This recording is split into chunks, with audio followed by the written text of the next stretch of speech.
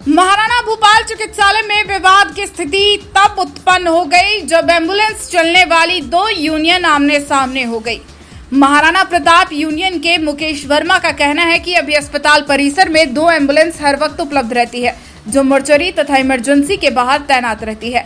वहां पर खड़े रहने का अधिकार सिर्फ मेवाड़ एम्बुलेंस सेवा संघ वालों को ही है, क्योंकि ऊपर वालों से उनकी सेटिंग है। और गंभीर आरोप लगाते हुए कहा कि ज्यादा रेट भी लेते हैं, जबकि वह कम रेट पर काम करते हैं, क्योंकि हॉस्पिटल का कार्य सेवा का कार्य है। जो ज्ञापन दिया गया है RL सुमन सर को आज एम्बुलेंस के मार्फत, यहाँ पर महाराणा भोपाल राजकीय चिकित्सालय के अंदर मेवाड़ एम्बुलेंस संघ सेवा संघ के नाम से यूनियन बना रखी है। जो एम्बुलेंस यहाँ पर ऑपरेशन करके चल रही है, वो लोग बोलते हैं कि हमें RL सुमन सर के मौखिक आदेश है 2 गाड़ी लगाने के इमरजेंसी, और जबकि वो आदेश सही है या गलत है ये तो सुमन सर बताएंगे। और वो 14.5 रुपये की और 12.5 रुपये की रेट से एम्बुलेंस संचालित कर रहे हैं। वो बोलते हैं RTO से अधिकृत है। हॉस्पिटल एक सेवा का संस्था है, जहाँ पर जो भी बाहर के मरीज आते हैं उनको उचित लाभ का मिले और कम रेट में अंदर उनको लाभ मिलता है, तो बहुत ही अच्छी बात है। हम लोगों ने एक एम्बुलेंस का संचालन करा है, जिसके अंदर 10 रुपये मारुति वैन का संचालन किया है और 11 रुपये बड़ी गाड़ी देने का प्रावधान रखा है।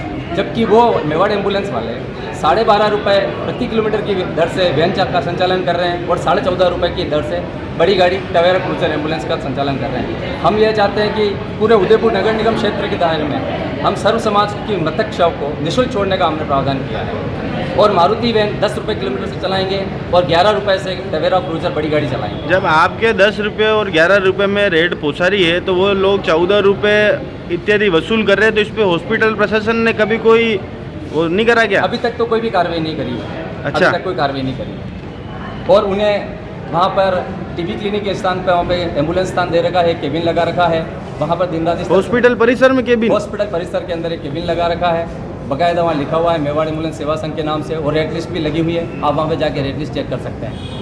जबकि हम लोग कम रेट में चल रहे हैं, तो मेवाड़ एम्बुलेंस के पदाधिकारी हुए, सदस्य हुए, आकर के ड्राइवर को डरा धमका रहे हैं, गाड़ियाँ आड़ी लगा देते हैं। कौन डरा रहा, नाम बताएं? ये मेवाड़ एम्बुलेंस के ही सदस्यगण हैं।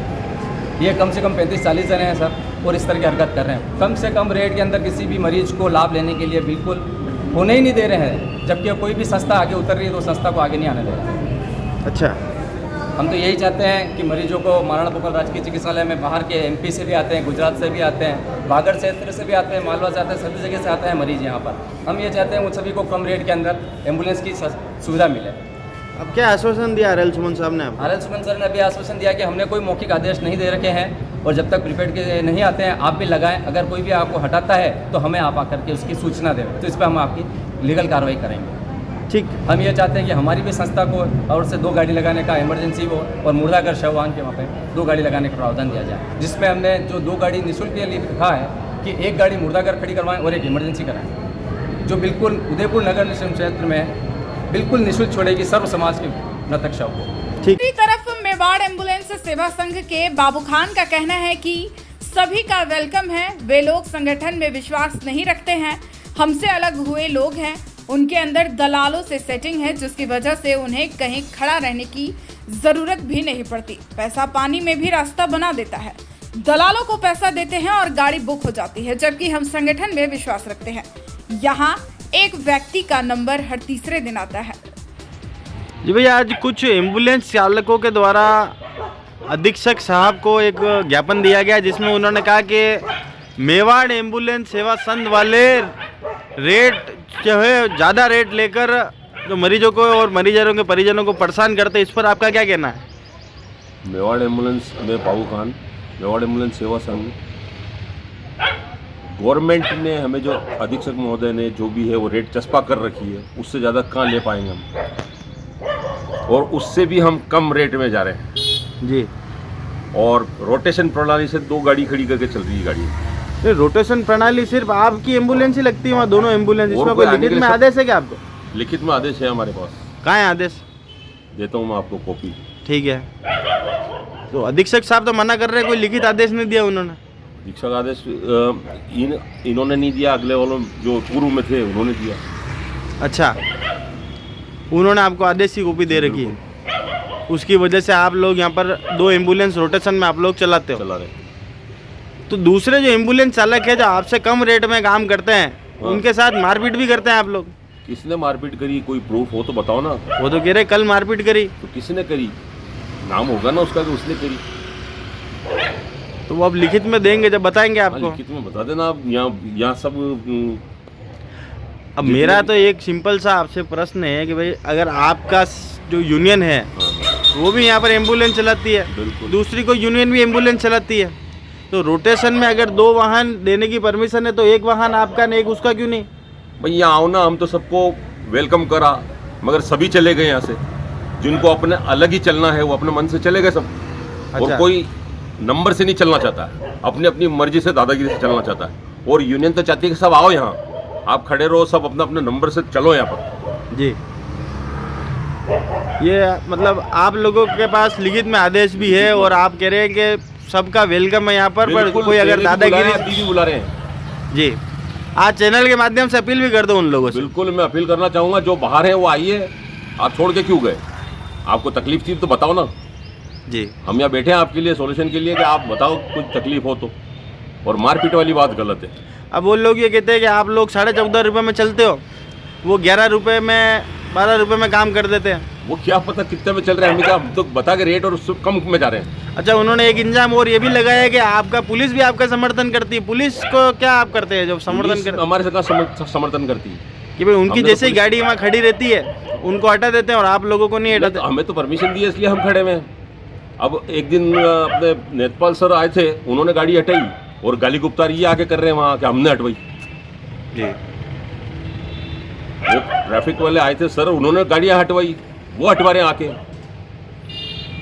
मतलब रोज की ये बेजामारी है ही साहब के। कोई भेजामारी नहीं, इनकी तरफ से भेजामारी है, हम तो कोई भेजामारी नहीं कर रहे हैं। तो आप लोग अभी भी चाहते हैं कि सभी यहाँ पर आके? बिल्कुल, हम तो वेलकम, अभी भी कोई आए तो हम तो सबको लेने के लिए तैयार हैं।